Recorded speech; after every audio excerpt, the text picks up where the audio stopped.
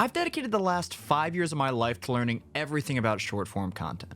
All the ins and the outs and the tricks to posting and algorithmic tips to kind of improve your chances of going viral. But in all this time, I've never really made my own account. So I thought it would be fun to test myself and see if I'd be able to make a YouTube account posting just short form content that could hit 50k subs within 6 months. And after just under 5 months, I'm happy to announce that I've done it. And so this video right here is all of the tips and tricks and everything that I learned in this 5-month period about posting YouTube shorts and TikToks and Reels and everything. So you can hopefully learn a bit here and maybe make yourself go viral and create your own platform and fan base to achieve your dreams of becoming a YouTuber. And again, this is my full-time job. So if you're a creator and you want any special one-on-one help or advice or idea curation, you can always message me on Twitter or Discord. And if you're an editor or creator yourself and you have other questions, join my Discord and ask away. And if you enjoy, hey, like, comment, and subscribe. I'm trying to post more anyway. But anyway, here's everything. So welcome everyone to another one of my, like at this point, kind of yearly lectures, effectively, on how to get famous in 60 seconds, which is just a complete guide to everything short form. It's mostly focused on shorts, mostly on the YouTube side, but I do talk a little bit about TikTok, the smallest bit about Instagram Reels, and yeah, it's pretty much like 5 years, give or take, of knowledge that I have just in working in the field of short form. I started in TikTok working for Panda Global, which was an esports team that has since then folded, but I was managing their TikTok, and then I quickly started working for Ludwig and started doing his TikTok and then his podcast, and then have since then advised like probably dozens of creators and editors and content teams and everything else. I think I have somewhere around 3 billion-ish like lifetime views on videos that I've edited. And again, a lot of that isn't necessarily just on me, but it's over 5 years. It's just to show that I have a very good understanding of everything short form. So what is short form content?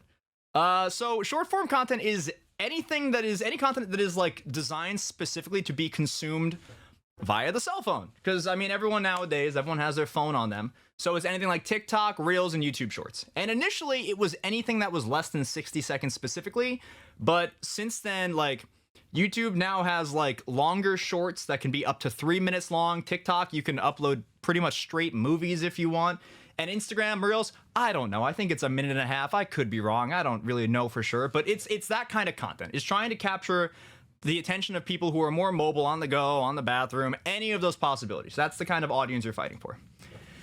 And so the question a lot of people have is, why should I make short form content? And so in a world where there are so many creators, there are thousands upon thousands of streamers and YouTubers and TikTokers and Instagrammers and stuff who are all trying to get eyes on their content, short form, I feel genuinely, is probably the best way to get people to find your stuff. It is the easiest way to have people discover who you are, to find your content, because the algorithms on all the apps are a lot more like, I'll say a lot more kind to smaller viewers. It's not like something where it's like, oh, Mr. Beast versus random guy with 100 subs. It's every video effectively will have a fair shot in the algorithm to perform well. It's only your job to make good content. So for a lot of people, you can just make an audience for yourself specifically with shorts. And so I have a couple examples here of some of my friends who have, made audiences for themselves with mainly like YouTube shorts. I mean, for starters, this is my friend Nate, who is another editor of mine, who recently, I want to say like a month ago, started making videos that were all like Dark Souls and Elden Ring lore. And this is just over the course of, I want to say like 2-ish months, 32 videos. He's at 4K subs almost, 2.36 in the past month, and he also took all this time off for Christmas. And then there's my friend Tripster, who's also like a coder gamer who has been playing a lot of games in the side channel of his that has also been doing really, really well. He's at 8.81k subs, almost 4k in a month, 51 uploads, and that's a lot of returns on this. And then there's some of my friends who have been doing this for a much longer time, like Hey Kip, who is a wonderful friend of mine, amazing streamer, who has 780 uploads, 379,000 subscribers, and 290,000 views. And then Squidinkadink as well, someone who I mentioned last year, and I think the year before, who has 673 uploads. She is someone who mainly does short form stuff. I'll show you guys the YouTube accounts for all these too. Like her most popular videos, how she got her audience was through shorts. And her videos now, like her videos, they get views. She has this massive audience, and it is translated into her long form videos. This one has 270K, 103K, 58K. And getting a video to take off, especially long form, is really, really hard. So being able to kind of capitalize on this and just find an audience, people who are willing to watch your long form stuff, is crazy. The same with Kip as well, who has some videos with almost 1 million views, 363K, 294, 235. And then this one is fully unrelated. I don't know this guy at all, but I've watched his videos a lot. This is someone who has blown up recently, specifically in shorts. Short Pocket Monster. He's a Pokemon trading card game guy.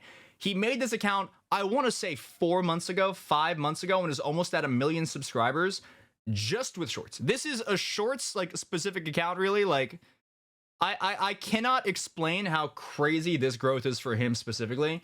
This is someone who is a little bit more established already, but I mean, it's just the shorts perform well. And I'm going to talk about his stuff as well later on and why it works as well as it does. But this is just to prove that you can capture an audience and you can get so many subscribers. You can kind of like jumpstart your entire career as a content creator, which I think with how oversaturated it is, with how hard it is, I think that's a fucking massive swing if you can do that. So let me give one more final example, which is someone who, again, I talked about last year, who was Bundun.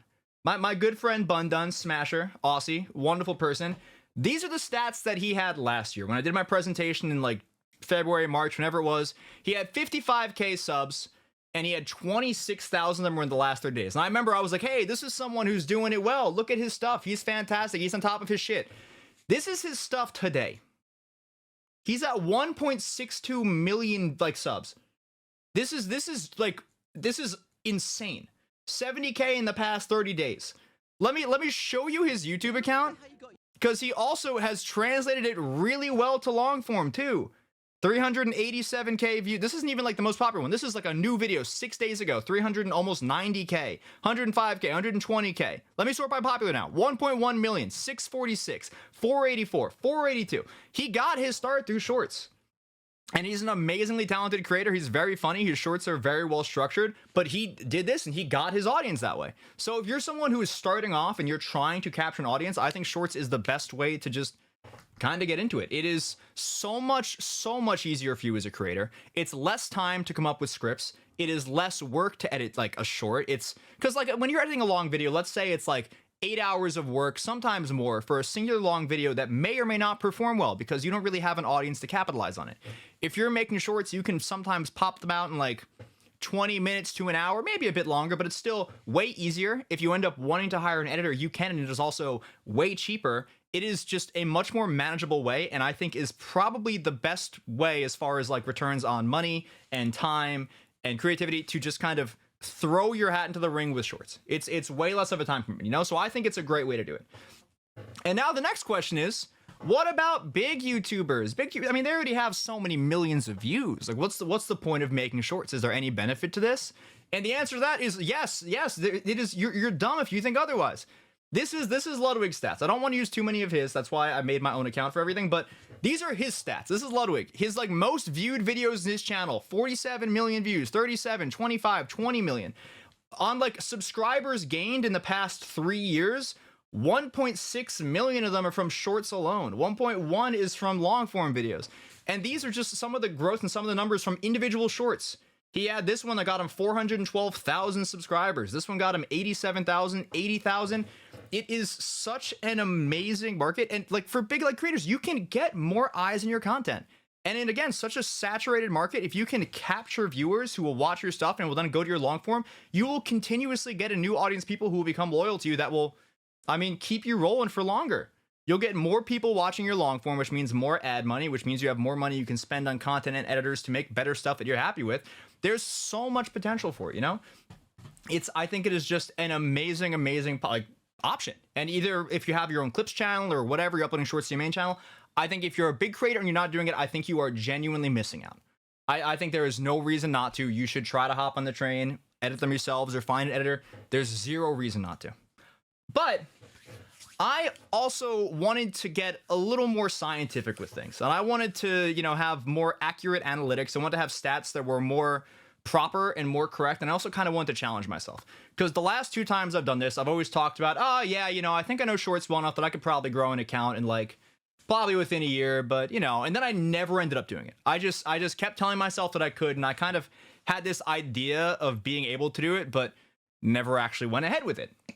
So I thought, you know what? Let me try to do another short form breakdown, but let me take the extra step of making an account. And I gave myself a couple extra rules as well, where I wanted to make sure that what I did is something that would be replicable. So I made sure that the content I was picking was stuff that I was editing. I didn't want to hire an editor. I didn't want to have to spend that money. I didn't want it to be too much time, because I have a full-time job that I do for Ludwig in the Yard. And I was like, okay, well, whatever I do, it has to be a hobby, because a lot of people who are trying to make it as creators, it is usually a side hustle for them. And I wanted to show that it's possible to do that without putting in too much time. I also wanted to make sure that it was something that could grow organically by itself without any kind of external advertising, meaning I wasn't telling friends, I wasn't showing it to people to have them put it on stream. There was no step involved where, like, there wasn't any point in time where I was telling people, hey, go like this, go share this, go do any of this. Everything that happened was completely behind the scenes. No one was filled in and was told and was helping. Whenever I'd share the screenshots with friends, I would block the name, because I wanted it to either succeed or fail entirely on its own. And I also wanted to make sure that the account had daily uploads. Wasn't a requirement, and I might have had a couple of times where I maybe missed an upload but then did a double the next day, but I wanted to show that on top of the time commitment, it was also consistent to do daily. So I made an account, and I made this account on August 14th of last year, 2024. So allow me, a lot of you already know this, a lot of my viewers now are actually people who have found my stream through my YouTube, but allow me to introduce you to Radstads. Whoa, who would have fucking thought? Whoa, that's crazy. Oh my god, it's so far removed from me. The branding is so separate. I don't know how people could have ever found this. Wow, that's crazy. It's almost like if you looked up Radstads on YouTube, you probably would have found this anyway. Holy shit. But so this was the account I made. And I made this on August 11th, 2024 was when I uploaded my very first video for it.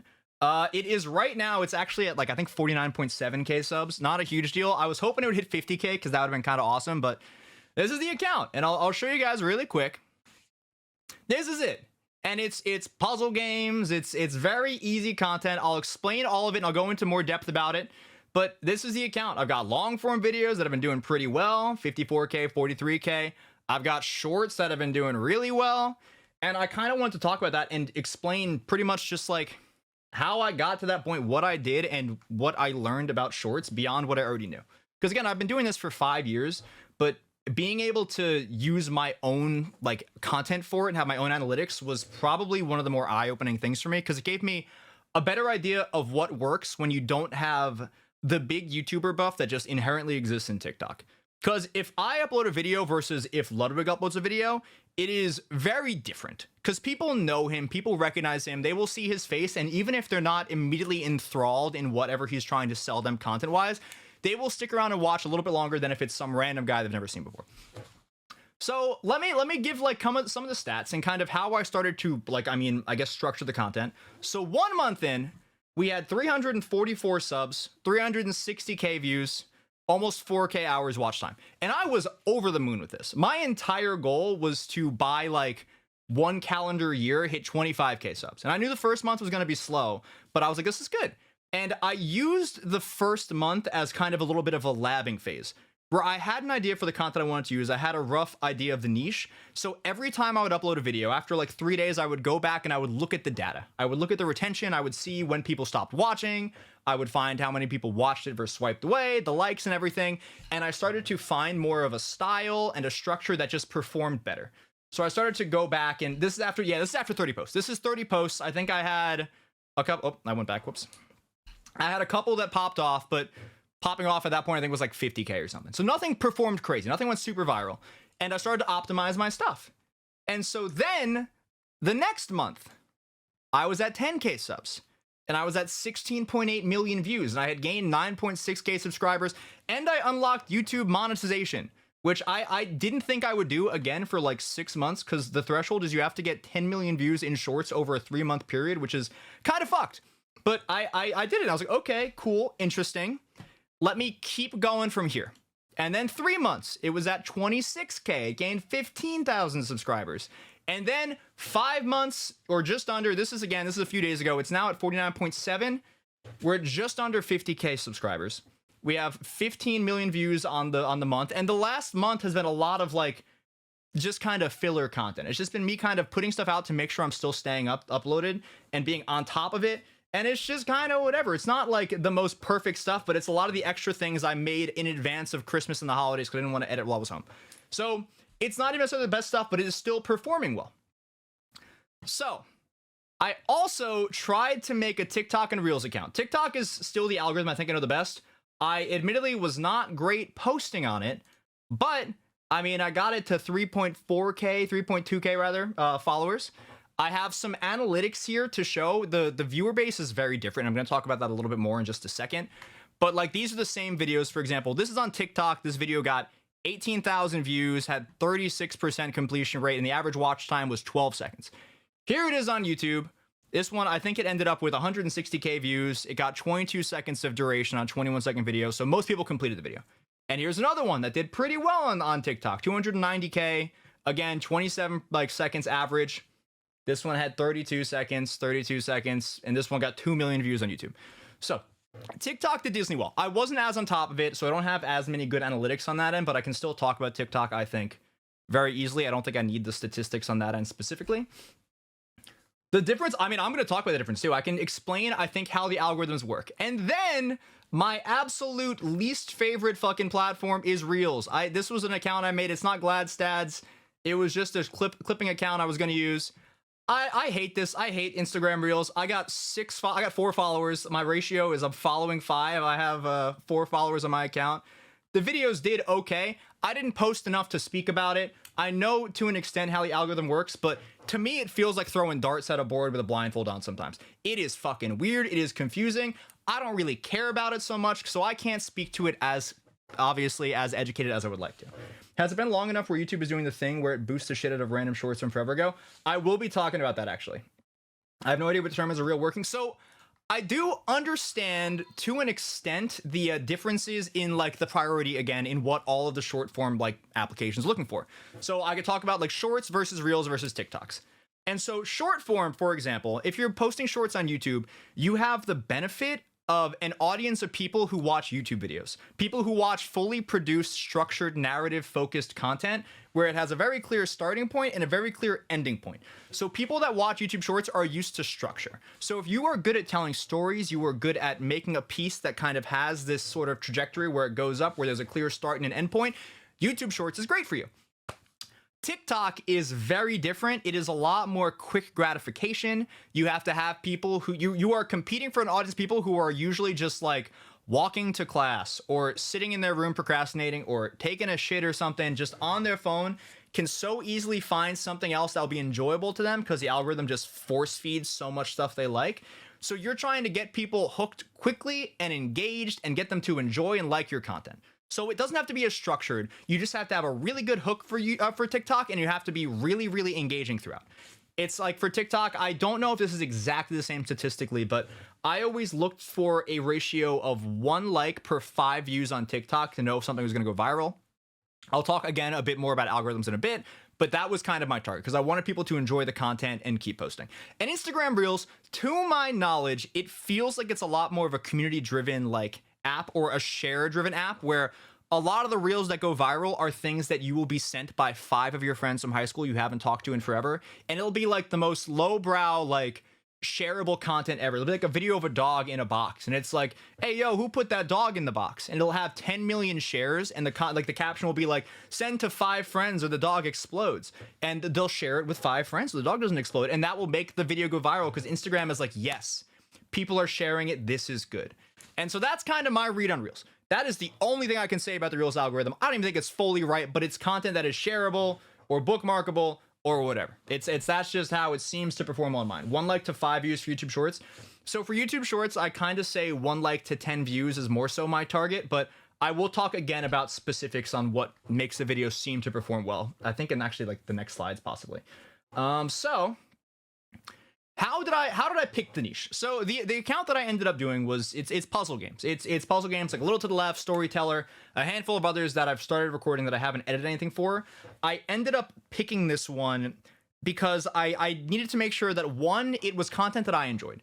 Because I think like if you're someone who's watching this because you just want to make a million easy low effort accounts and just shit out content to try to get viral and get $1 million, that's fine. I think that this is more for people who are trying to, I guess, brand themselves and create, I mean, a following for themselves. But I wanted to pick something that I liked. I didn't want to go into a field that I knew nothing about and just kind of phone it in and just try to see if I could game it. I wanted something that I enjoyed. I wanted content that was structurally pretty made for shorts already. Because again, I wasn't doing any scripting work outside of things. And puzzle games have the benefit of when you're watching it, it is very clear for the most part what the trajectory is. So I can say something, obviously that's a good hook to kind of help clarify it. But if it's something, again, like a little to the left is like an organizing thing where it's like, oh, you have to sort stuff by height. If you see a bunch of forks of different height and immediately you see someone start rearranging them, your brain can kind of go, oh, okay, interesting. I see what you're trying to do here. And then it's like, oh, there's 5 more solutions. So there's that clear trajectory of one solution versus all the solutions. And then the viewers at home also can do something which I like to call playing along, which works for, I think it's like a couple specific niches kind of have this benefit, but it's puzzle games as well. Because if you watch and you're trying to solve it, if I'm a guy on my phone, I can be like, yeah, no, I think maybe, what if he tries that? Oh, no, I would have done that one here. Oh, maybe, I guess you could maybe do that. Oh, I didn't think about that. And it's, you are on your phone already playing along. They're not doing anything in the game. It is, again, very similar to how mobile game ads work. Like, you'll watch it and you'll be like, well, I mean, yeah, I would go through that gate and I would get 10 soldiers instead of 1. Oh, yeah, this guy's awful. I could probably do better than that. And it's very similar to that. It's not the same rage baiting version, but it's more so like you're co-working or working with the creator in that sense. And that's kind of why puzzle games, I think, is something that works well for it. And I, again, want to clarify, I'm not saying in the sense like, oh, puzzle games are easy to do. I don't think it is. I think you have to understand what you're doing to do any of this. And my recommendation for any of this is don't go into this stream and be like, oh, well, if I just do one-to-one, beat for beat, bar for bar, exactly what Rads did, then I will guarantee to go viral. Because I don't necessarily think that's true to the exact extent, but I think it's having an understanding of everything will help a lot. Is this going to be posted in full somewhere? I'll probably have it full somewhere. I'm going to probably upload a full VOD somewhere. I'm not 100% sure yet where, and I will have a fully cut down, cropped up version that is also going to go up probably on my main YouTube account. How do you think the shorts would perform if you posted something from a different genre or game? I can talk about that a little bit later, because I've tried that to some extent, and it feels like it still works well, but I'll talk about that a little bit later. So I think the important part for you is finding out content that you like. What is the next slide? Oh, actually, let me go back. So, like, I'm a firm believer, genuinely, that any niche at all can perform well. I don't think there's like a handful of things that will do well in shorts. I think there is a market and audience for everything, and the focus is on how you are packaging your content. How are you selling it to people? How are you structuring it? Are you making it exciting? I think you can make cooking content exciting. I think you can make knitting content exciting. I mean, there's Pokemon card unboxings where people just watch people open packs of cards, and those do really well. I think anything can perform well. The only real variables is how much audience you're working with, how many creators you're fighting against for that audience, and I guess to what extent you have to really work on structuring it and selling the whole thing, you know? But I think if you have a passion, you're something that you really like, I think you can do well. I think there's a place for everything. You just have to make sure that you are thinking about the narrative structure and focusing on, again, the things I'm going to talk about in the next couple slides about what makes a short perform well. So, what makes a good short? And there's two key are there niches that typically do better? Like, more complex games to get into is greater than like less complex. I'm gonna go back a slide and I'll come back to this. So yes, there's gonna be things that will do better. It's the more topical something is, the better it is. Like, for example, like when Deadlock first came out, if you were just uploading a bunch of Deadlock stuff and you were someone who is maybe being educational or funny or whatever, you are one of the first people in this. There's a lot of eyes trying to look on it, and you can capture an audience that way. Versus, let's say I'm making really, really niche content for like I'm trying to think of I'll say Animal Crossing. Let's say I'm making Animal Crossing content. Animal Crossing isn't as hot now as it used to be. There's still some audience. It's going to be a bit harder. I'll have to make really good content to capture that whatever remains of that audience. And if it's good enough, maybe some people who just like general Nintendo games will come along, but it's harder. You kind of have to know like what the general size of the audience is. Because again, you're playing with how many people are trying to watch this kind of content. And I think there's ways, again, to make anything interesting. If you're a good storyteller, like I've seen videos of Melee that are just like people explaining lore and history and just background for things that happened years ago, and it'll get millions upon millions of views from people who just have a very cursory understanding of Melee and know nothing about the competitive scene because the story is told well. I think it's more beneficial to start in smaller niche than branch out from that, or if I'm interested in more variety gaming, should I upload a bit of everything to establish that expectation? I mean, I think it's kind of up to you. I think you want to make content that you would like. You want to try to some extent keep the content in the same pocket of space. Like if you want to do general gaming content, you can kind of do whatever. But like for my example, like I'm kind of doing more puzzle game stuff. I don't imagine that I would just start uploading horror games because I think the audience is very, very different. It's kind of a matter of, okay, will I make content that my audience that I've already established will enjoy, or is it going to be very separate audience? Because that's the point when you kind of have to figure out, you know? If you're doing general stuff, I think it's fine. So what makes a good short? And the big answer to that is retention and engagement. So these are the two biggest things. The big stat you're trying to compete for in YouTube is retention. And I have a couple examples here of videos of mine, and I have the retention rates, and these are, I think, some of my best performing videos, as well as a couple for the Yard in Ludwig. So this one right here, this is, I think, my most viewed video. This one has an average view duration of 38 seconds on a 44-second video. 88% of the video was watched. This one was 58 seconds long and 48 seconds was watched. This one was a longer one, 1:59 long, 1:31 was watched, which is 77%, and it still performed well. And these are videos that, how many views do these have? Let me check. This one, actually, I have to probably go to the analytics. Let me go to, so it would be, oh, whoops, wrong page, hold the phone. So the first one hit 8.8 million, 6.1 million, 4.5 million, almost 1 million. And then I have videos for like the Yard, which is at 33 seconds, has a full completion rate. This Ludwig one is 28 seconds, has 120% completion. And this one of mine is 38 seconds and has a 105% completion rate. So let me talk about analytics. Let me, is the next slide? Actually, I think I don't have to do the next slide. So with retention, there's kind of a bit of a sloping or like a declining like level of what number you're looking for, depending on how long the video is. So the longer the video, if like, let's say, for example, this one that is 2 minutes long, the average percentage viewed can be lower because you're getting someone to watch a YouTube short for 1:31. And YouTube is like, okay, you know what? Someone watched 1.5 minutes of this. That's pretty great. I'm happy with this. So the shorter the video is, the higher the retention has to be. So my thing is, if you have a video that is, let's say, 30 seconds or less long, you're kind of really fighting to try to get like 100% completion rate. It can be close. It can be 90% to 100 and still perform well, but you're trying to get someone to watch the entire thing. Now, let's say it's 30 seconds to 40 seconds. Like, for example, this one right here. I mean, this one, again, this was full completion. This one did great. This one, I think, got like 5 million views. Now, this one is 44 seconds long and had a 38-second view duration. 88%. If you're anything longer from 30 seconds to like 45, I think your goal should be around 90. Doesn't have to be exactly 90, but that should be the target range because that's kind of what YouTube wants. And then if it's, let's say, 45 seconds to a minute long, you want your video to be around 85%. That's kind of the sweet spot I've found. It's not guaranteed, but that's the general area for it to continue to push. And now, as another additional thing to consider for these, when these videos first took off and first started getting a lot of reach, the average view was a lot higher because it was a smaller sample size, a smaller audience, people that really liked it. So I remember this one specifically, I think the first, I want to say month, the average view duration was probably like 95. And that's what helped it push. And now it's kind of correcting because it's going to a broader audience, but it's still doing well and still getting views. And now another question that a lot of people ask is, well, what about all the long shorts? What is there a reason to upload that? And the answer is yes. I think you should be uploading long shorts. I'm not saying everything needs to be 3 minutes long, but if you have a video that has a structure that needs to be told over that point in time, I think it's good.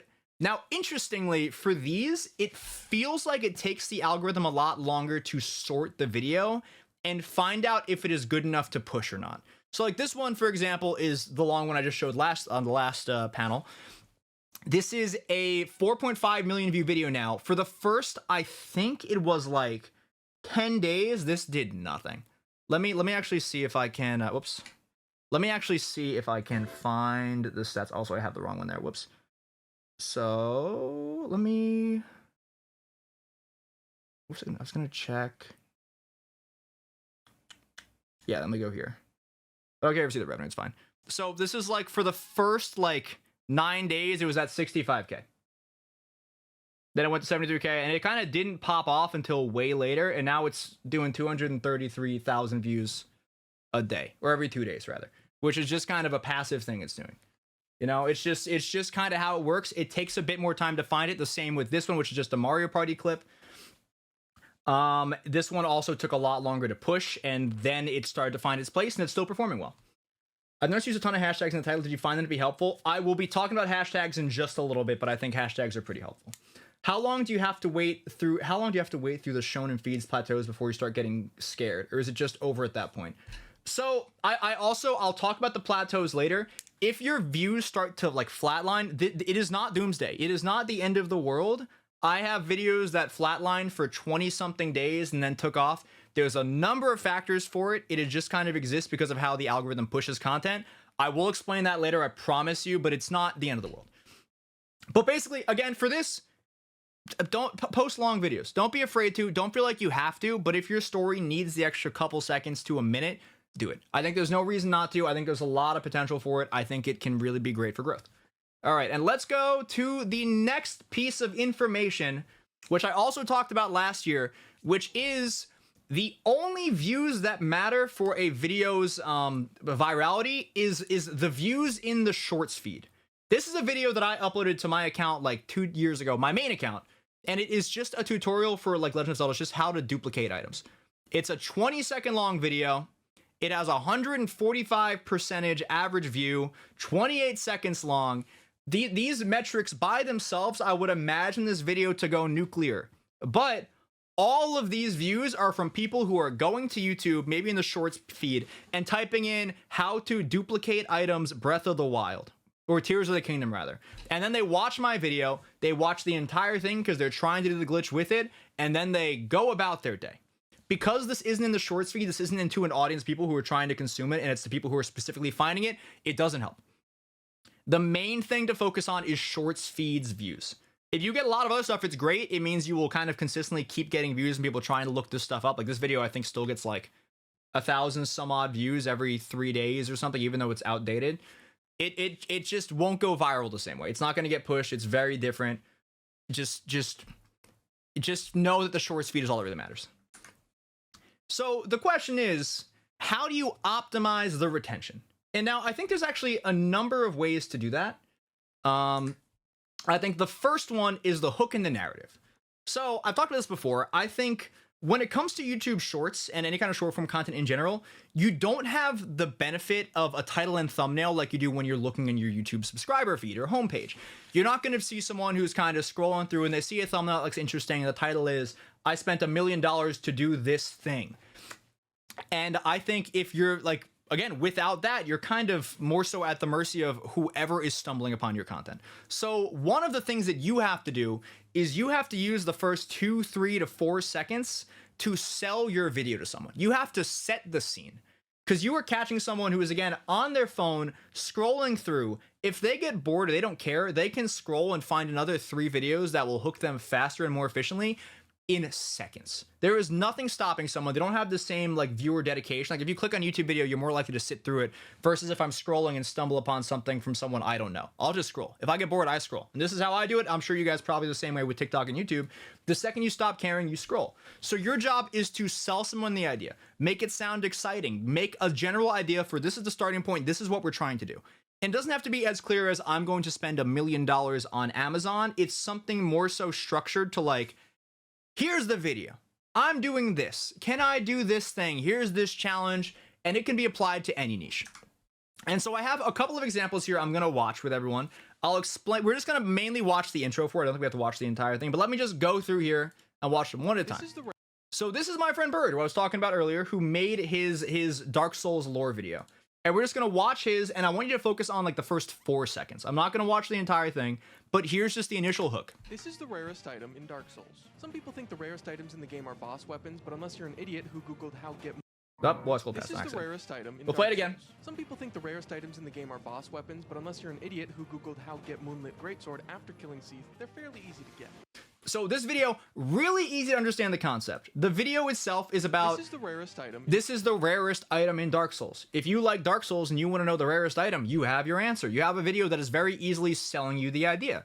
And now the next one. I was at a card show when I spotted this. And this is Pocket Post-it Monsters note on again. it, and when I asked to check it out, First edition. First set, baby. Let's do it. so I took it home, man. Should I open it or should I keep it sealed? I paid 300. This is Pocket Monster. I talked about him earlier. He's someone who is really, really on top of his shit and did a really good branding for it. He had the benefit, again, of people are familiar with him, his voice and structure and everything, so they're more likely to watch it. But it's very easy to understand, okay, guy buys a Pokemon pack that is really rare, and he's gonna open it, and you're gonna find out if he makes money or loses money. Easy concept. Very easy to understand. Next video. This joke is guaranteed to make anybody from Japan laugh. There's just one problem. You should probably know what the words mean before you say it out loud. Ludwig video. Very easy to understand the structure. This is like a thing where it's like, this is a joke that'll make anyone laugh. Just make sure you know what it means. You watch the video and you know what's going to happen. You understand the general structure for it and you're kind of sold on the idea. And then there's Bundan. Again, this is another great video. Bundan, I think, is really good at making shorts content that performs well. I'll watch his again. 3 video games that predicted the future and was scarily accurate. In the original Day of the Future... So you understand the concept here. 3 video games that predict the future. And then it's, you just watch and you're like, oh, what are the 3? Deus Ex, if you happen to take a look into the skyline of New York, you might notice that the Twin Towers are missing. And this is kind of strange.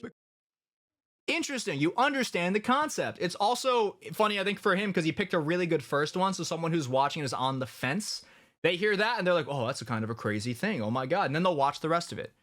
It's just a thing where, again, it's really easy to understand the structure for it, right? And these are scripted content. So I also want to draw attention to unstructured content, because I think it's very easy to kind of go into a room, write down a bunch of things to be like, this is a story I'm going to tell and how to tell it.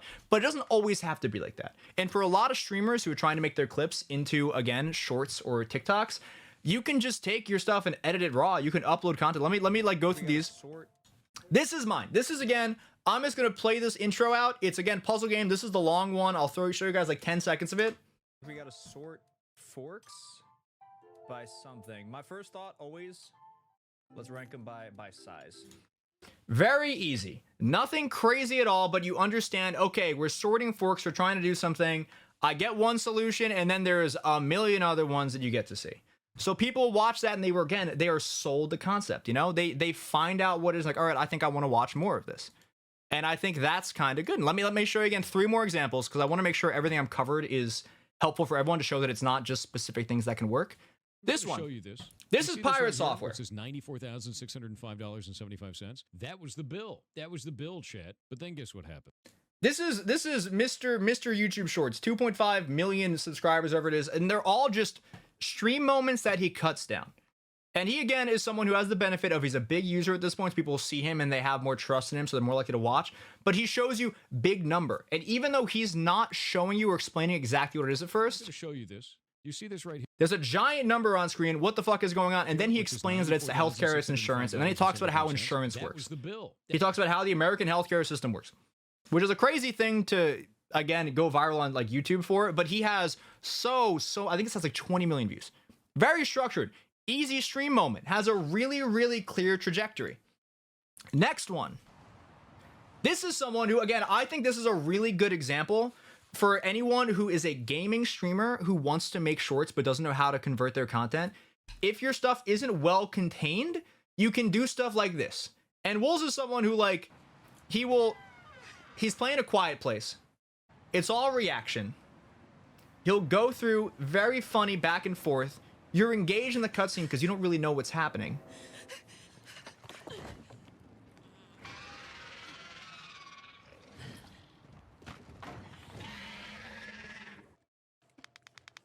And it's just, effectively, it's just a bunch of lowlights. But it follows a structure of, you kind of see this all happening and you're like, what's going to happen? Because you're, in a way, kind of playing along, kind of seeing what's going on. This is just him reacting. This isn't anything crazy. He's not even talking in this. But I think you can do this. You can just record yourself playing these games. He has a lot of other good videos as well. And like another side thing is I think he also, I could be misspeaking. Like I think one of his most popular videos, let me check this. Let me see if I'm right. Is this one? Here's some inside baseball. There's this clip which has gone platinum on like TikTok and YouTube. You've probably seen it, of a perfectly timed alert. So I'm just gonna let it play out.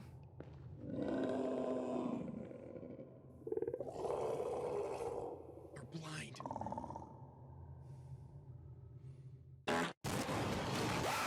That sound effect, he just fucking added that in post.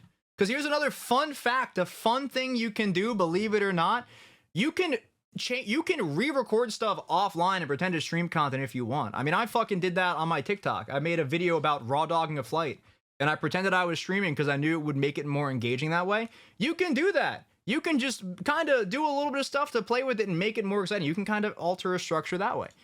And then I think the last one I have is, again, my friend Squid. You know how hard it is to have the name Sydney? Because every unattractive, weird, or like horrible character's name is Sydney. I can't. Easy concept. This is just a stream clip from my good friend Squid Ink again. And it's just, you watch it, you understand the concept. So that's the hook. And the hook, this was all to show you that you don't need like a structured, perfectly scripted version. You don't have to be like some perfect A to B. You can very much so kind of ease into it a bit. You know, it's like, again, structured content, clips, as long as you are making a good story and packaging it well, it can perform well. Now, another stat, this is something I haven't talked about before. One of the other like secret, like super big stats on YouTube is the swipe away percentage. And swipe away percentage is how many of the people that saw your video on the feed swiped immediately versus stayed long enough to count for a view. And so for all of my videos that performed really well, the swipe ratio was like 75% and up. And for these two videos at the bottom, these are like two of my worst performing videos, is these two right here. So what this is saying is, again, on top of a hook, you want your video to be very, very like clean, visually understood. You don't want someone to see a video and be overwhelmed by what they're seeing and just swipe away. You want to keep them hooked long enough to understand the concept so that this number is as high as possible. It's a really important metric for things. Good thing to focus on. It's, again, just another metric of the hook and the selling of the concept, but focus on this. Look at this. If you have weird views and you're not sure why, look at the swipe away percentage. If this is low, that could be why. Try to find a way to make the intro of the video a little more polished, a little more exciting, a little more of a hook so someone is more likely to watch a bit more of it. It's a big thing to try to focus on improving. And so now, another thing for retention is you want your videos to be visually understandable. When someone is watching a video, again, because it's so easy to just kind of scroll and watch a million things, you want everything to be very uniform, very clean, very proper, very understood what's going on. So I have two examples of the same 4-second clip. I just edited very differently. I'll show you one, then I'll show you the other, and then I'll kind of explain the differences. Or, I mean, why I think it works the way it does. And then I just heartbroken, but he moves on quick, as you know. Yeah, actually, let me make this full screen as well, so it's more accurate to if you're watching on your phone. And then Whoops, hang on. And then I just heartbroken, but he moves on quick, as you know, city boys do. That's just that clip, and then here's the way I edited it actually. And then I just heartbroken. Oops, let me but play he again. moves- Hold the And phone. I just heartbroken, but he moves on quick, as you know, city boys do.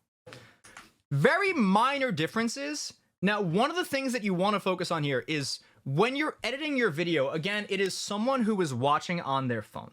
It's someone who's watching here. You want to make it as effortless and easy as possible to watch. So for this example, which is, again, this is how I edit my stuff. I have a very distinct structure for how my videos look.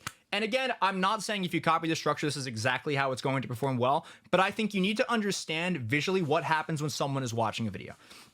So the top part, or the bottom part of the screen, this is where all like the views and the title and everything show up, and the side has all the likes and stuff. So you don't want anything too important here because it'll kind of get cluttered. So I like to have my face cam at the bottom. Again, none of this is necessary. It doesn't have to be this way at all. I could have this at the bottom and it would be structurally the same. But I put my face cam at the bottom because my reaction isn't necessarily the most important part, and if it is, I can focus.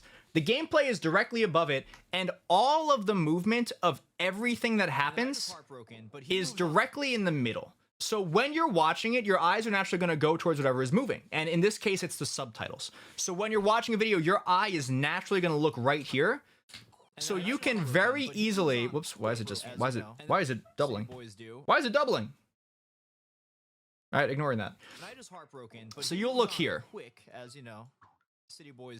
So it's very easy from that point to look up to see what is happening on screen or look down to see the reaction.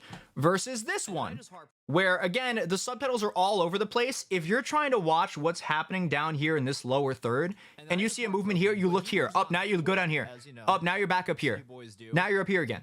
You kind of end up not knowing as a viewer where to watch, where to look. And this is a small thing, but it will take away from the engagement and the retention. Because someone is watching it and they get confused. It makes it more of a chore for them to understand what is happening. You want everything to be as visually clear as possible. Consistency, have the movement draw the eyes to the focus. Like in the same vein, I wouldn't have the subtitles appear up here because movement happens, someone looks up, they look back down. It's the whole thing is effectively an exercise of look up, look down, look up, look down. Even though it's just responding to it or reiterating exactly what I'm saying, and you don't have to see the subtitle to understand it. It is a visual, like a visual element that will take you out of it. And as another thing, this is a small thing that I do that I also recommend. If you are someone who does any kind of text movement and you have any background movement, try to sync up the movement a little bit. Like I'll show you whenever my screen swipes to the left, I have my text as well swipe to the left, because that is just a lot more visually clear than if I have like one go left and one go right. It makes it feel confusing. So I'll show you again really quick. It's a small thing. You might not even notice it, which is fine. But if there's an editor in chat, I hope you are noticing, because this is a thing that I notice some people do and it pisses me off. Night is heartbroken. So again, right here, it zooms into the right and the text comes in from the right. It's almost like it's all static on the same piece. And then after this, I move to the right again, so I have the text move right and come in left. So it follows that kind of movement. Even if it's offset, it feels wrong. Yeah, exactly. I like to have everything synced up and moving in line. It's the same like step 1, step 2, step 3, step 4. How would you subtitles on a clip if you have multiple people talking at the same time? So with multiple people talking, it does become admittedly a little bit more confusing. It's the chaos sometimes adds to it a bit. I think I have... I could probably, Mike, can you hold your question and I'll try to pull it up at the end because I can try to find an example video because I did a bunch of those for Ludwig. If there's a lot of faces though, you maybe want to have like one face here, one, actually, you know what? Here's what I would recommend doing. Actually, if you have two people talking and the gameplay is still important, I would recommend one person bottom screen, one person top screen, gameplay in the middle, and you can have the subtitles pop up underneath each person. So it's still like, for example, let's pretend the storyteller's part at the end or the storyteller's part at the top is one cam. You can have the subtitle for what they're saying appear under here, or you can have the, or end rather, you can have the subtitles of what I'm saying appear over me. So the eyes are naturally just drawn to this space still. You know, it'll be kind of focused here. And it's also a thing where you can rewatch. Because again, you're trying to fight for retention. If there's enough differences between the top and the bottom, someone will, they'll watch this one and they'll say, maybe I missed something. And then they'll watch it a second time on the top. That's why sometimes people will be like, oh, 2 POVs. Who did this dance better? Is a big TikTok trend of like 2 people. It's like, oh, 10% energy, 100% energy. And people will watch one side and then the other one. And they'll probably end up with like 180% view retention because people watch the video twice. It's again a similar thing where if it's structured like that and you can effectively make 2 coherent videos separately, you can kind of hack the retention a little bit, you know, and make 2 separate videos people end up watching twice, you know, which again, it just buffs the retention. It's the similar thinking to like when people have like the soap cutting videos or Family Guy in the bottom of random stuff that's going on. It's you'll listen to one thing and you'll watch the other one, and it's just a thing where you're absentmindedly focusing on the stimuli and absorbing the other stuff. It's stupid, it's dumb, but it works. It hacks your brain. It makes you engaged in something while visually being fed information. And then the other thing for retention is knowing how and when to end a video. This is something that I still struggle with to some extent. When you have content, you'll see here there's this little dip at the end, and this, if you look at your retention afterwards, this is usually because your video ended. For someone watching it, they got everything they wanted out of it, and then they scrolled away. So if you can eliminate this dip, you'll also keep your retention up. So for example, in this video, this is a Ludwig video. Gold play button actually work? Well, this is not the right video, actually. Actually, you know what? This might be the right one. I think it's the wrong screenshot, but the idea is the same. This one had a big drop too. It's against YouTube's policy to sell any of your YouTube. It's Ludwig talking about selling his YouTube plaque. Play button worth? Well, we had 3,000 entrants, $5 per entrance, so $15,000 for a gold play button. The video is over. We are 36 seconds in. The video is over. The answer of how much is a gold play button worth has been answered. If someone was watching to understand it, they get the answer. Everything in between, the video is over. But at the end, we do this. $10 for a gold play button. Subscribe right now and I'll sell my $10 million play button too. I remember the drop for this one was way more extreme than the example I had. I think it was probably from here to around here. The video was over. Someone who was watching it had already moved on. If you're going to have a call to action like that, you have to try to like fit it into it organically in the middle, but don't feel like you have to add additional stuff at the end. And I have another example here, which I'm hoping this is the right link. There's a chance it's wrong. Most expensive strawberry. And this is one of my favorite videos I've made for Ludwig. It performed really well. It got like 8 million views.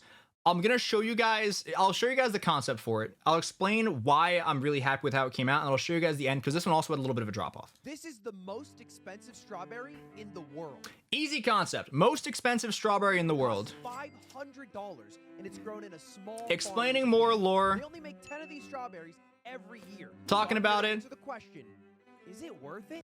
Question is the strawberry worth that money?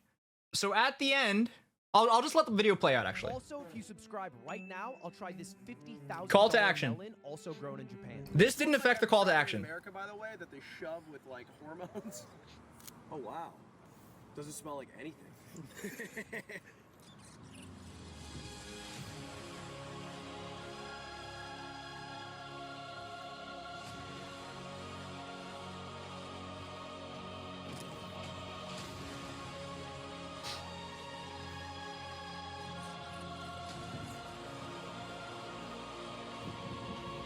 That's not even close to $500. The video is over there. This is the end of the video. I left it for one more joke. None of this mattered. This extra 3 seconds after, yeah, that is not worth it, the video is over. The retention drops a little bit on it. It's not crazy. It's like here. Actually, the call to action did drop it a little bit, but not a huge deal. And it slips a bit. But for this video specifically, this is one that I'm really proud of. Because when Ludwig first sent me the footage for this one, the initial premise was, okay, yeah, here's a video of me like eating the strawberry. Can you just like, here's $500 strawberry, and then just kind of have like a montage of me eating it and saying like, oh yeah, it's good. Because all the footage was him like being like, that's a good strawberry. Yeah, that's a good strawberry. And I was looking at the footage and I was like, huh, if I'm watching this to find out if this $500 strawberry is worth it, the second I hear someone say, oh yeah, it's pretty okay, I'm like, all right, well, I guess that's my answer. So I did this whole fucking roundabout montage just to structurally make it work more narratively. To kind of hold off on the ending, hold off on the answer, and add more content in between, you know? Because this is the thing where it's like, oh, wow, this is this like world-changing moment, montage of whatever music of life is playing. And then it just has the moment of not worth it. And then it ends. But it only, genuinely, I think it only performed well because I added all this structure, made it longer, and the ending was at the end, you know? If it was a 30-second video of him saying, yeah, it's pretty okay, I think it would have flopped. I think it would have fallen flat in its face. So I think it's, again, a thing to note where you can kind of focus on the struggle. Hero's journey through a strawberry, exactly. It's you know, it's the highs and lows, the thunderous highs and lows of eating the most expensive strawberry I've ever seen. You think the joke could have been cut to perform better? Yeah, I mean, I think for this video, I think if I cut it right here, if I cut it right here in this frame where he has strawberry in his teeth, which I've never noticed before, if I cut it right here and I loop, I think it does marginally better. I think maybe this percentage viewed ends up going from 84 to like 86. It's, again, I'm just nitpicking at this point, but if you have anything extreme here, just try to like cut the hedges a little bit, you know? Is you want to try to have it consistent. You want this to be as close to a straight line as possible. And the other stat that matters is engagement, which is another thing which is in the form of likes, shares, comments, etc., etc. So I found, again, I talked about on TikTok how my target was like 1 like per 5 views is my general idea for when a video would perform well. For YouTube, it's my focus is more so, it's closer to like 1 like per like 10 views, give or take. And it's not a guaranteed science, but you want to encourage likes. You want to encourage comments. You want people to discuss and engage with the content because YouTube in general has this sort of data set, which is just how satisfied are their viewers.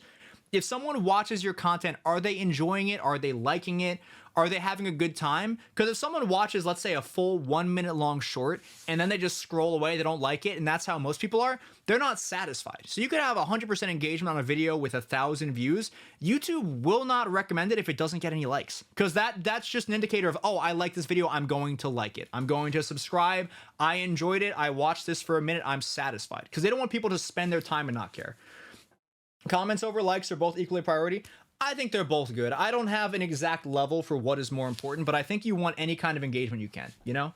Thoughts on copyrighted music and shorts? I mean, I think shorts copyright isn't really as big as like YouTube DMCA. It won't get like Discover banned.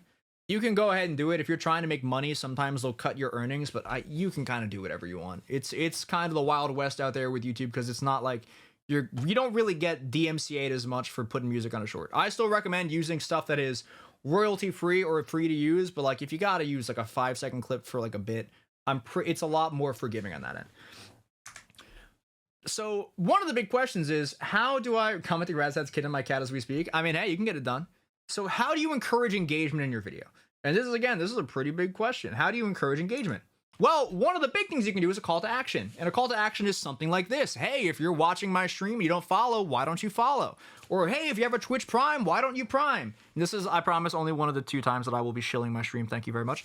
But it's stuff like that. You have an audience of people who are watching and they are going to do a thing that you say. So I have 2 examples here of videos that I think are really, really good call to actions. One of them is Ludwig and one of them is another creator that my friend Bundun told me about. So I'll show you guys the Ludwig one. This is the one that got him 400k subscribers from one video. The one YouTuber I hate is called Mr. Top 5.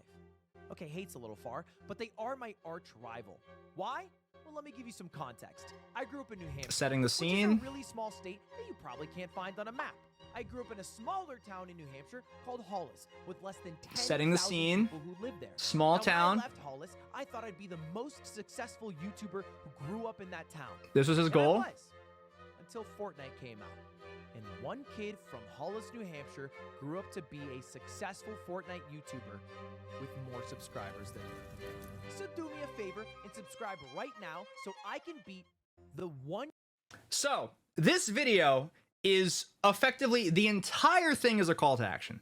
You watch the video, it's Ludwig talking about how he hates this one YouTuber. He says who he is, he explains it all, he talks about it. You've watched this video at this point for 40 seconds, and then he says, so please subscribe so I can beat my rival.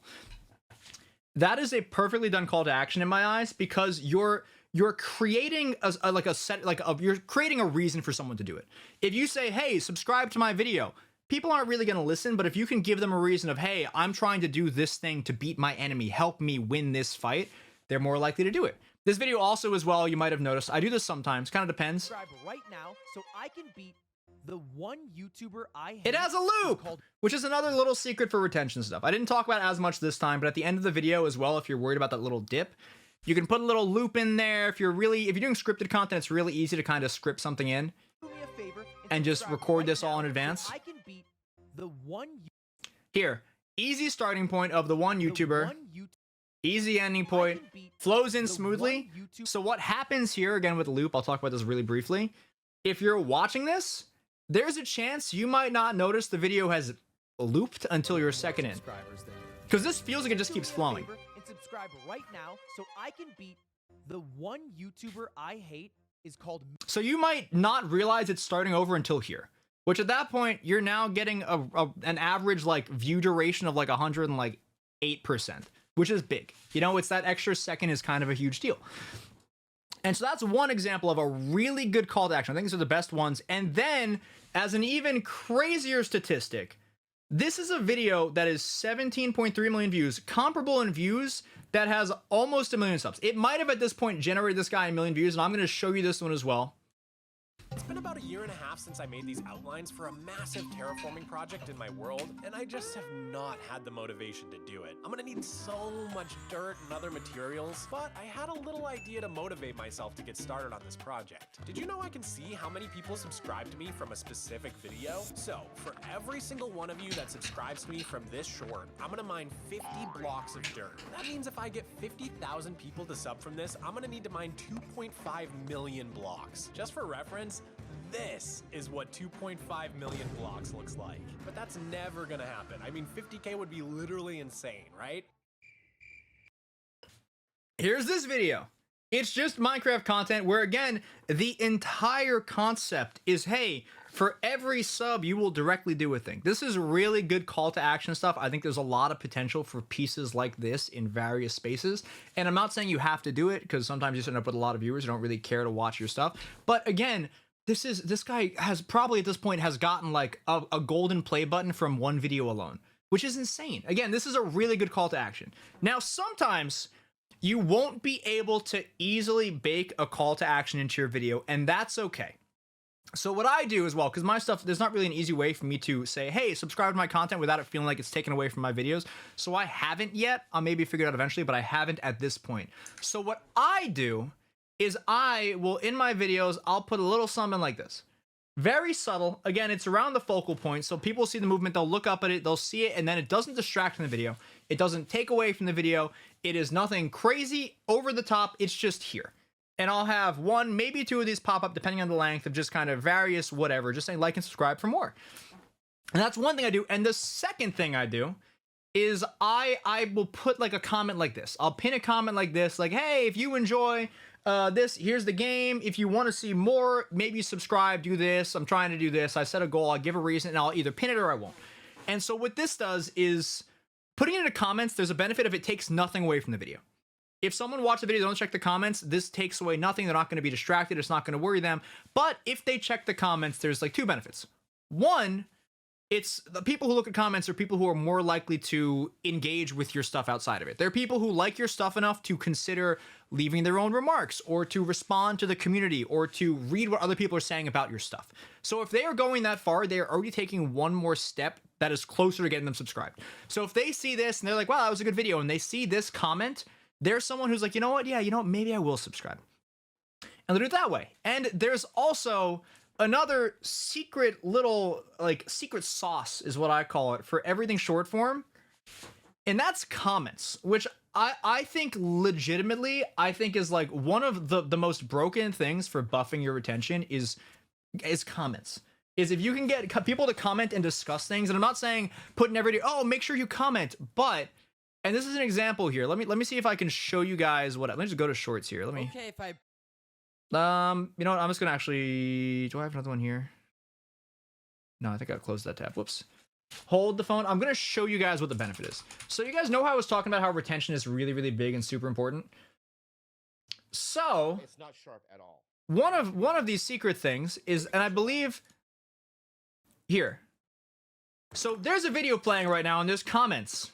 Wow, this was so fun. If someone is reading your comments and they're trying to type their own thoughts, this video is still playing.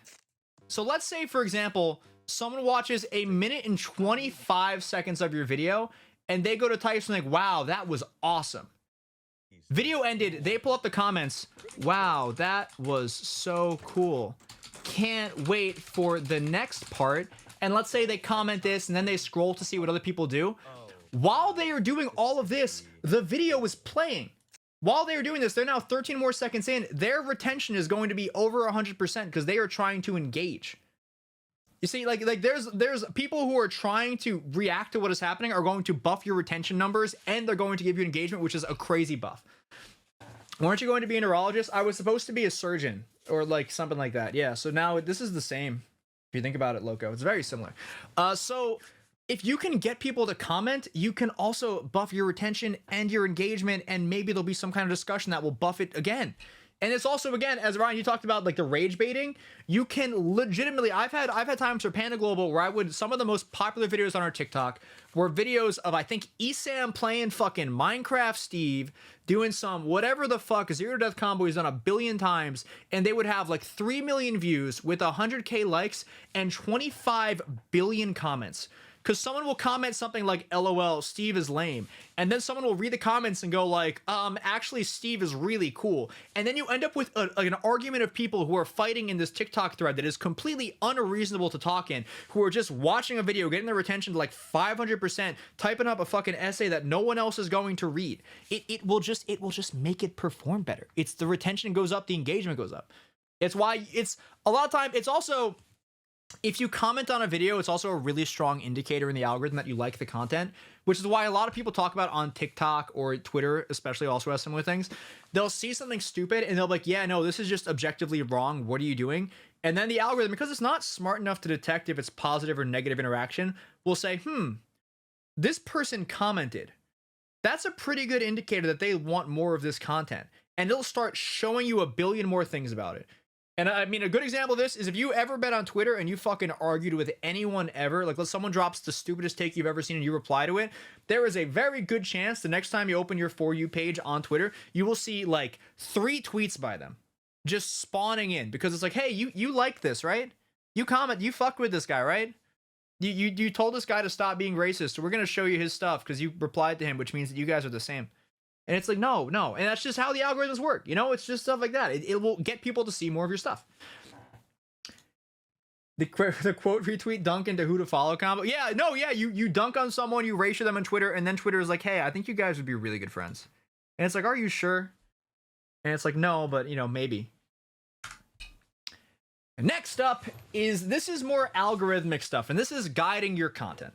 So again, if the focus on your content is retention and engagement, you want to make sure that you are sending your content to an audience of people who are going to like it and to engage with it. So again, like for me, for example, this comes in the form of hashtags.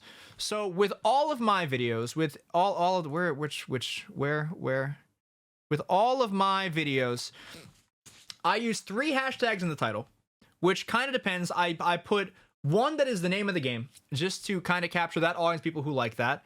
One that is the type of game, which again is just puzzle game, and one that is just general game. And these are the 3 that I use. If you're doing something different, some other random niche, let's say it's a horror game, you could just do like name of horror game, hashtag jump scare, whatever you want. You're trying to use these hashtags to find the audience of people who like your stuff. And now another thing that you can and should also do is put hashtags in the description. Now, I don't know exactly specifically how important each hashtag is on YouTube. I wish I did. I don't know it as much. I can speak to it again more on TikTok. But for YouTube, I put 5 hashtags here as well, which is just like, I put Radstads, which is one that is just my name. So whenever I use this, if someone likes this video when I use this hashtag, it sees it as an indicator that they like this hashtag of content, so they're more likely to be recommended my stuff. Because no one else on YouTube is using hashtag Radstads. So this is just a way to kind of push it to them. A little to the left is the game, cozy games, etc., etc. I just use these 5. But I would recommend using your name as one of them, and I'll talk about it again in just a second. But hashtags help push the content. It's also a thing where the algorithm will also naturally kind of start to find your audience. Aren't hashtags in the title only for search? Probably. I put them in the title because it doesn't really matter. Both in title and description.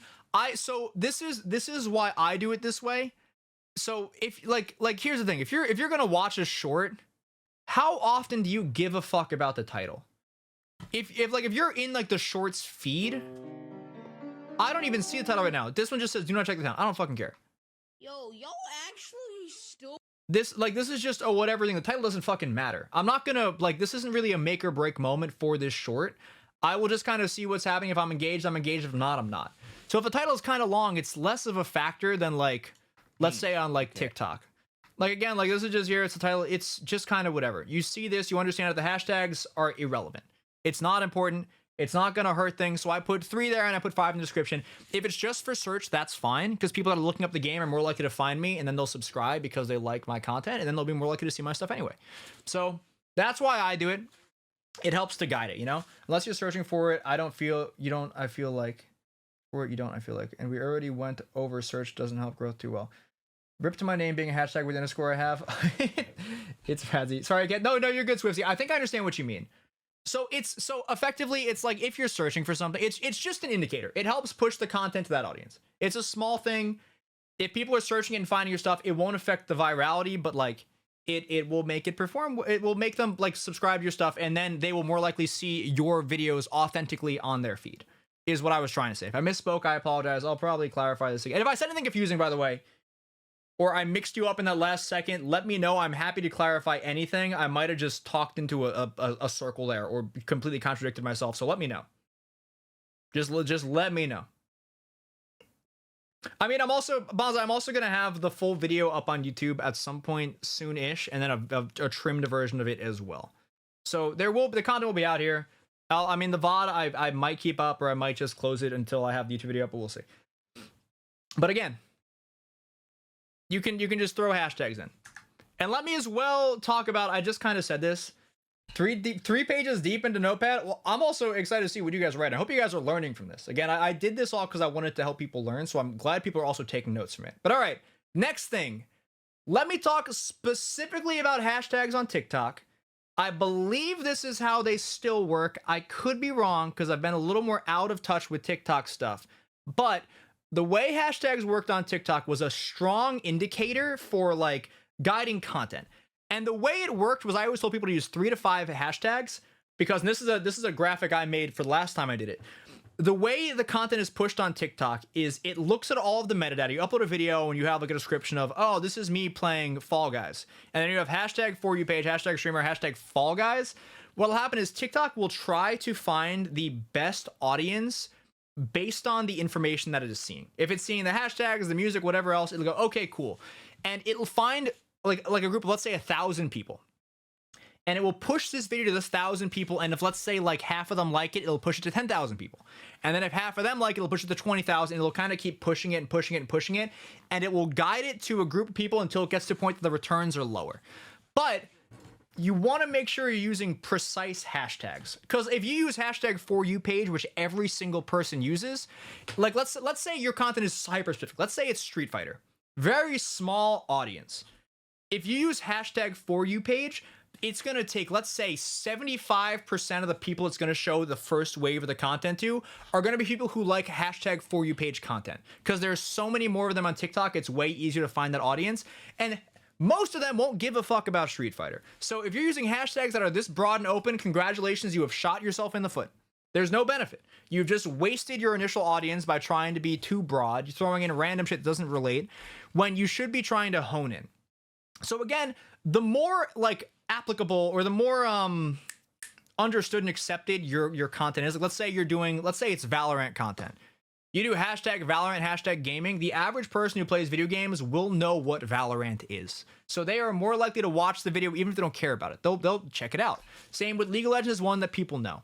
If you're playing a random Flash game and you do hashtag shooter, hashtag gaming, people won't necessarily care, you know? You think that a hashtag like just chatting works for talking head videos? I think just chatting is fine. I think if it's a story time video, I think doing like hashtag story time, hashtag just chatting are all good because you're capturing an audience of people who like watching chatting videos or story time or whatever else. You know, it's very, very, very beneficial that way. And in the same vein, this is another little trick that I recommend to people. If you are going to hashtag a video, I always 100% recommend making one hashtag that is just like hashtag and then your username. Like, genuinely, I think this is one of the best, easiest things you can do. Because, like, let's say on TikTok, the way the algorithm, like, recommends, like, oh, they like this content, I'm going to recommend it more. This effectively functions as a double indicator. If someone watches your video and they like the video, TikTok goes, okay, they like videos by this creator, this is good. Let's push this, let's push their videos to them a little bit more now. But if you also have a hashtag for yourself, TikTok goes, okay, this person likes videos by this creator, and it also likes videos with this hashtag that is hashtag Radstads. So at this point, you have like these now 2 strong indicators, and you're the only one using your username. It'll give you a benefit. You're pushing to an audience of people who like your stuff already, and it just will kind of help guide your content to that pocket of viewers that you have a little bit better. So I think it's really, really helpful, you know? I would just search the tag and look at the top 5 videos to see if that audience will match. Easy test to see. I mean, I would recommend looking at more than just the top 5. Like, I would look at maybe the top like 20 or something, or just scroll a bit and see if it seems like related. Because sometimes there's stuff that's very specific niche wise, but I think you want to make sure your stuff is going to hit with that audience. So that's a big thing to focus on. Another thing, this is TikTok specific. Again, it might have changed a little bit recently, but sounds and video effects. And this might work the same on YouTube. I don't know because I've never fucking done it. But you guys know how there's trending sounds and like those video effects where it's like someone playing like basketball on like a TikTok thing and their face in the background, they're just kind of like staring like. Those effectively function as really strong hashtags because they're trends. So let's say there's a new dance trend going along. Let's say it's Cat's Eye doing their Cat's Eye dance, and people like the video. It's more likely to show videos with that sound because it's a trend. Because it thinks, oh, okay, people really like this thing right now. It's really hot. We're going to keep serving it to them. Because a sound is effectively just a hashtag for TikTok, and it feels like it has a little bit of a stronger sway. The same with like the video effects. Like if you watch a video of someone like playing Minecraft parkour on their TikTok, you're going to see more of them because it goes, oh, this person likes this thing. Let's keep showing them this. Because it feels like even independent of a TikTok thing, independent of like rather hashtags and metadata you're creating, it's a filter that you like and it wants to recommend more of it because you were willing to watch it in the past. So that's how that stuff works as well. Next up, this is more, I'm getting a little bit more off book here. This is less of the classic things, and this is more of the frequently asked questions and myths. So, first thing, this is one of my favorite myths that people still seem to fucking carry out and talk about. Posting times. Does it matter? No, it fucking doesn't. It does not matter. I have seen this image so many times. When I was first starting posting TikToks, I was sent this thing a million times. You don't have to stay up until 2 a.m. or 4 a.m. to post a video. Don't schedule, it doesn't matter. The only time that could arguably be the best time to post is whenever most of your viewers are online. Most of your fan base is online, but even then, it doesn't matter. YouTube even says publish time is not known to directly affect the long-term performance of a video. Effectively, if your video is good, if it is good content, if it is accessible to the audience of people that you were trying to reach, it will perform well. I have posted videos up at 3 a.m. just randomly on a Thursday for Ludwig that have performed really well. I have posted videos at 4 p.m. I posted videos at like times that we're told, hey, do not post it, and they've gotten millions of views. It doesn't matter. It is complete bullshit. Ignore it. Post whenever you want to. It does not matter. If you're gonna focus on something, upload when your following or your fan base is live, but it does not matter. Do not worry about it too much. Next question. Do Shorts viewers watch long form? And this is a kind of a two-parter question of, should I make a Shorts only YouTube account? And the answer to that is, I mean, it kind of depends. So the way that I look at it and the way that I view it is, if your long form content aligns with the structure and tone and general feel of your short form stuff, I think you are fine without. I do not think at that point you need to make a separate account. I think they can exist in the same. Because again, this is my account. This is my puzzle account. This is the first long form video that I uploaded. And it got almost 55K views at this point over the course of 78 days. A lot of time, this is more views than I have subs. And it's still growing. It's still getting a lot of subscribers. A lot of the views are again from like channel pages and suggested videos. It means the browse is recommending my video. So because the long form content is the same as the short form stuff in style and structure, those viewers are willing to watch it because they're used to, okay, I'm on the go, I'll watch this short, and then I'll go home and I'll sit at my computer and I will watch the full long video. And they'll do that. And it's all the videos as well, even if it's like, let me where are the analytics? Let me go here. I mean, even for example, I have like, at this point I have 1, 2, 3, 4, 5, 6 that are related to Storyteller. They're all at like, this one's at 6K. This is the most recent upload and it's still doing well. They're all at almost 10K. These are the two that I think I put the most work into. Again, all the long form stuff has just been kind of whatever. I did this one was just a random pivot to see how it did, and it's at 1.3K. And this is the most recent one, which is again is just 2K. Isn't that what happens with podcast shorts? I mean, well, yeah, podcast shorts, they exist as advertising. But it's the content can guide. And again, as we talked to previously with Bundun, he's someone who created a long form audience from shorts. So if the content is the same, I think it can and will continue to perform well. You know, it's just a matter of understanding the same thing. Like, let's say Like if I were to decide to randomly, like, you know what, I'm gonna make my account into a Pokemon trading card game account, and I started uploading long videos of me opening Pokemon cards for an hour, none of my shorts viewers would care. There's a good chance a lot of them would unsubscribe. At that point, yes, make a new account, because you're in an entirely different pocket of the internet and in the creator space. At that point, it's just not a good fit. You know, the puzzle pieces aren't working, but if it's the same, stick to it. And I think, what is the next slide? Let me actually see something really quick. Is the next one? Oh yeah, the next one is what I thought it was. Okay. Next one, sorry. I went out of slideshow. The next thing, what if you were switching games? I'll go back for a second then. I mean, if you're switching games, I think it depends on how close the video is or how close the niche is. Like, for example, if you're playing Valorant and then you start playing Marvel Rivals, I think it's not the biggest jump, you know? It's shooter game into shooter game. If you're doing something really big and a really big change, like let's say you're someone who plays League of Legends and you want to jump into something entirely different, I think you can, and you can do it in the same account, but it might be a little bit harder. You know, because at that point you have an established audience, which is, again, I think it's a challenge of anyone who's rebranding ever.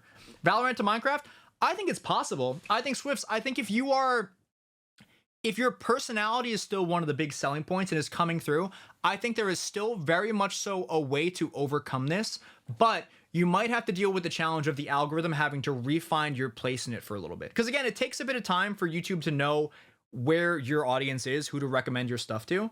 So if you can just kind of, if you can like take the time and have the patience and upload consistently to be guided or find that pocket of people, you'll be great, you know?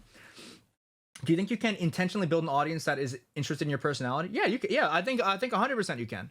I think there are a million creators who have done that already. I think the biggest YouTubers are people who have sold themselves on their personality and who they are. You know, yeah, Queso was someone who his shorts go platinum, and it's just a personality. I've never watched a Queso stream. I've never watched a Queso YouTube video. I watch all of his fucking TikToks and YouTube shorts that I see. Every single one of them I watch because I think he's funny as hell. That's personality. It's a thing where, again, you don't have to stick yourself into one specific bubble. If you're making content that is enjoyable and accessible to everyone, it can do well. You don't have to stick into one bubble. I think developing yourself as a variety creator is very possible, but you have to make sure, and this is the hard part, make sure that you are selling yourself as the content and not anything else. You have to make it like, okay, yeah, you were here because you like what I'm bringing. You like the content that I'm selling you. You like the person I am. I could have, like, again, it's also like fucking Germa. Germa will do the most random bullshit stuff and everyone will watch it and enjoy it because it's Germa, you know? It's you watching, like, oh, this guy's funny. I like this. This is just some random off-the-wall bullshit. Hell yeah, this is sick. It does well, you know? I do think sticking with something at the start is good. I mean, I think sticking to a niche is just a good way to get started. Because if you're making content for a specific group of people, you can get a dedicated viewer base that way. It's if you can get them to trust you enough or enjoy you enough or relate to your stuff enough to kind of jump into the other content, that's great. I think the best way to do that is, again, if you start with a niche, make sure your personality is shining through. Like, don't make it, okay, I'm going to build my content around me. Like, again, if I was doing puzzle games and I wasn't talking, and I was just me silently solving a puzzle for like an hour, and it was just all these videos of that, and then I eventually am like, hey guys, what's up? Welcome in, how's it going? That is jarring. If the entire time you're building people or kind of conditioning them to understand what you're doing, you'll do great. They can still perform well, you know? They went over posting time, but do you go over posting consistency? I mean, posting consistency, again, is similar-ish. You want to post frequently enough that the algorithm can keep an eye on who your audience is. It's if you go too long without posting, what'll sometimes happen is YouTube kind of forgets who to recommend your stuff to. So you upload a video and it will have way worse views at first, and then YouTube will kind of try to retrack it based on people who used to like your stuff. And it can recommend it at that point, but it sometimes takes a bit. Like on my TikTok account, again, this is TikTok specifically that I'm talking about right now. I uploaded a video like I think got how many fucking views did it get? Let me see. I uploaded a TikTok that got what did it get? I think it's at like 2 million views or something. I uploaded this video for the first 3 days. I think this had 100 views because I hadn't uploaded in forever. I also could be making this up and I might be confusing it with a different one, but I hadn't uploaded, I think, in 4 months since then. So YouTube or TikTok was like, we don't fucking know what's going on. Who is this guy? We'll, I guess, start to figure it out. And it found it from there, and then it got its traction, but it just takes a little bit of time, you know? Are you telling me it's currently TikTok time? It's currently TikTok time, believe it or not. All right. Next, I think I only have a few more, and then I think it's Q&A. But The next one, this is a question that Boone asked me. My friend All Hail Boone asked me this on Twitter. Boone, if you're here, I will be answering this for you right now. Which was, I'm wondering if you've ever run into the issue where it seems that for a lot of the popular shorts, there's a strange cutoff point at around the same place. And I've had a lot of people have asked me about this exact question, so I know some people have seen it. And it, like, you'll see a video, it starts to go up really fast, and you get excited, and then it flatlines. And you'll see it for a lot of videos. And I think it's really easy to be like, okay, well, yeah, clearly I'm doing something wrong. Like, I mean, like, if you look at the analytics, this is, again, 83% viewed. It's not a swipe away. 80% viewed. 78%. 74%. I don't know the likes on these, obviously, but the stats look good on them, right? Like, I don't know, again, retention or anything. So what can happen sometimes is the videos are pushed on YouTube in waves. And YouTube is a lot slower than TikTok. Like, TikTok is very quick. You can upload a video on TikTok and go viral in 24 hours.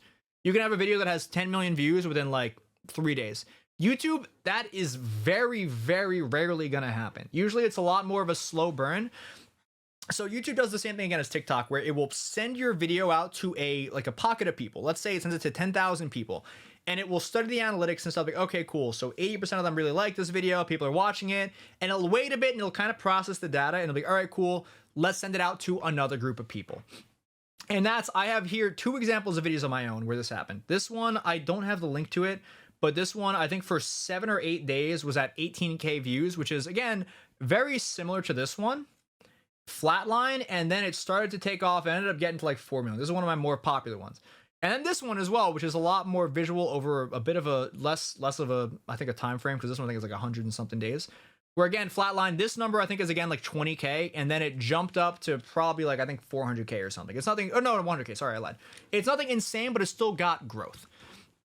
And so there's 2 reasons that happen. Again, the one is that it pushes out in a sample size, and once it knows the audience, it'll start to recommend it to more people, which is what happened with this one, where it started to push it out again, and then it found its place, and it just kept consistently guiding it. But for this one, another interesting thing happened. And this is why I tell people, if you want to try a new account, you want to try a new niche, you have to upload for a month straight. Upload for a month, if not every day, have a dedicated posting habit, and keep uploading. Because this video, the only reason this video ended up popping off after was because one of my other videos did well. Like, I think it was my first video that went viral. I think this was around TwitchCon, because this is one of the first videos I uploaded, I think. Around TwitchCon, one of my videos, like I think the Canon one that ended up getting 8 million views, started to take off. And because people were liking this video and seeing it more, all of my other videos started to get recommended more. Because the algorithm goes, oh, people like content from this guy, let's keep suggesting it then. And it's like, well, it's nothing new. Let's, I guess, just recommend the old things. So a bunch of my old videos have jumps like this. And again, it kind of goes up, and then it finds a new statistic and a new place to level out. And so interestingly, this flatline is also kind of account dependent. It's depending on the size of your account, how many subscribers you have, this number will be different, because it's effectively the baseline audience that will recommend your stuff to. And the more followers you have, the more subscribers you have, the more likely or the more people it has to recommend it to at first. So it's just one of the waves, you know?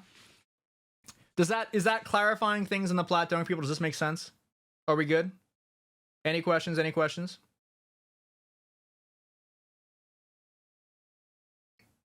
Yes, questions, or yes, we're clear. Okay, moving on. The next part, I think this is the one that everyone always asks, which is, do YouTube Shorts make money? Which is, again, famously, everyone talks about how there's no reason to YouTube Shorts, they don't make money, there's no reason, blah, blah, blah, it takes forever, etc. Just make a good YouTube video. And while I am here to say, genuinely, while it's not the same as a full YouTube video, you can make decent money. This is, I got into the YouTube, like, revenue sphere, like, or monetization at October 10th. I've made just under 10K total. Again, this is like, so it's like 3K a month. This isn't life-changing money. This isn't big YouTuber 100K a month money, but this is on, again, what is probably like 4 hours of work a week. This is the earnings I've had over the course of, like, from October 10th to January 9th.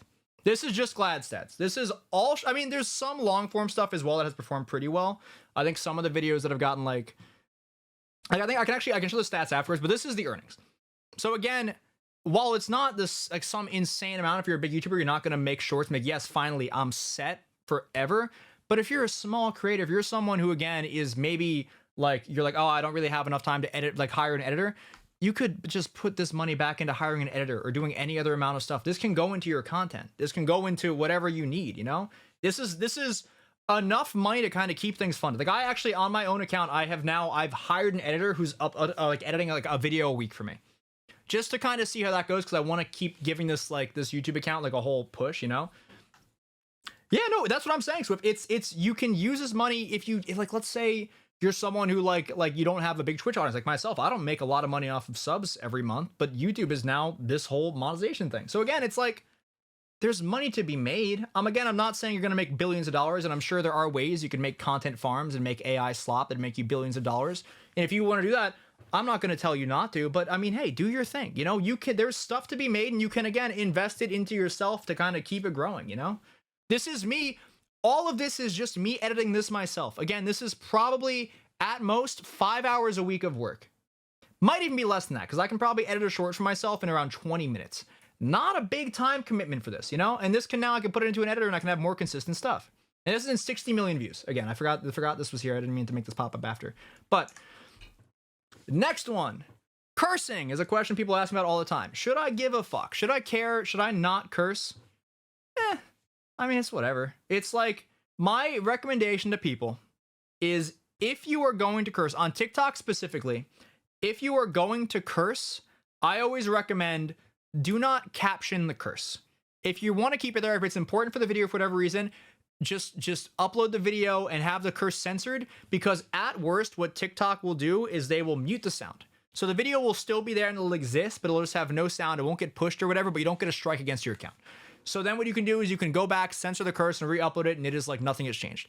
On YouTube, I don't care. I think sometimes if there's a bunch of curses in the beginning, you want to censor it because you want it to be age appropriate, because if it views it as adult, it won't get recommended as widely.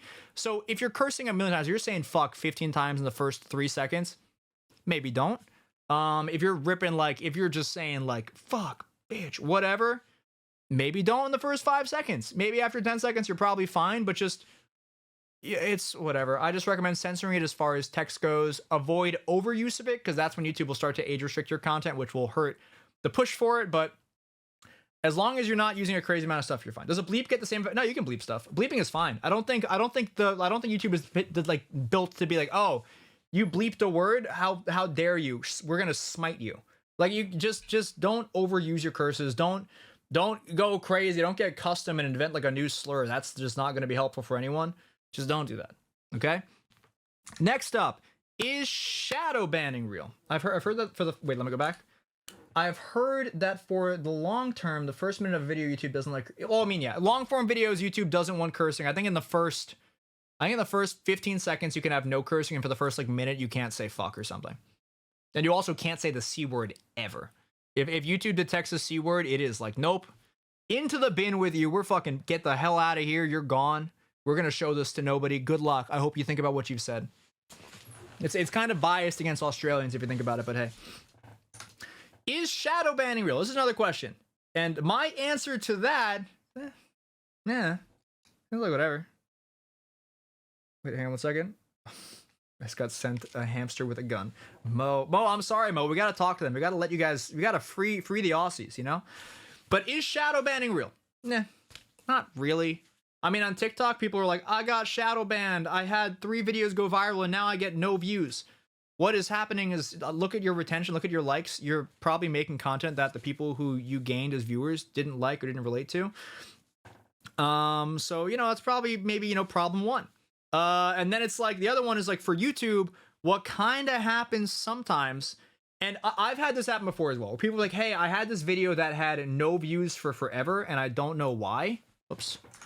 And people like try to understand it. So I for my own account, I ran into this issue actually with this video, where I uploaded this video, and actually, let me see if I can find the original one.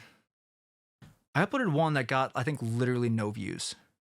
Yeah, I uploaded this video, and it went to 47 views and then fully flatlined.